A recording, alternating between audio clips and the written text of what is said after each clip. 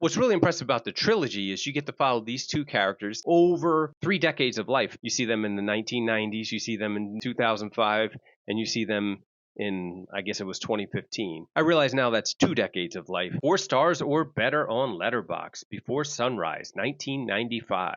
Story's pretty simple. Ethan Hawke is traveling through Europe. He's on a train. He meets Julie Delpy. They hit it off on the train, and Ethan Hawke convinces Julie Delpy to get off the train in Vienna, which is where Ethan's going to eventually catch a plane home to America, where he's from. She's from Paris. They spend the evening and overnight hanging out together, and we watch a relationship form kind of almost in real time. Not exactly in real time. This isn't a 12-hour long movie. If you take anything from this movie, it is the freeness of the dialogue, the naturalness of the acting, and the power that the long take gives to a scene. But Richard Linklater made this. Just recently, he did the movie about the making of Breathless. And even back in 1995, Richard Linklater was probably heavily influenced by the French New Wave. So watch some scenes from Breathless and then watch some scenes from Before Sunrise, and you'll start to see some similarities, even if one is about a murder and one is definitely not about a murder. I'll let you figure out which is which. I do want people who make movies to watch this movie.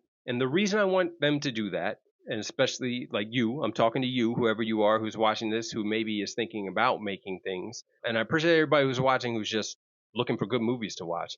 But if you are thinking about making movies, I want you to watch this because they are doing something amazing in the simplest way. And that is long takes, beautiful conversations, great acting in small places. This whole movie is basically just shot in Vienna and on a train.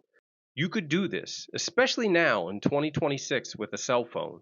You could do this. It does not take a lot to do what they did in this film in 1995. And it was hard to do in 1995. And it was even harder to do in the 1950s during the French New Wave or 1960s, whatever. Are you gonna challenge me on when I think the French New Wave was? I don't really know. For anybody who's trying to figure out how they're going to make something in 2026 is even easier now. This movie was so good that 10 years later, they made a sequel, Before Sunset, which is the two characters linking up again after many years. And then they even made another movie after that, Before Midnight, which is them 10 years after that. It's one of the best on-screen romances I've seen because it isn't just driven by a lot of music cues and a lot of the silliness that we see in romantic comedies, which I absolutely love, but this feels more natural. I think it's worth watching the whole trilogy, and I think it's a beautiful thing to watch characters over a 20-year period.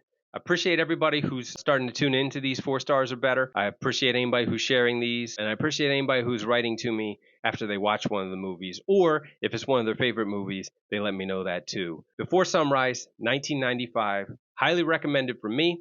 I'll see you next time on 4 stars or better.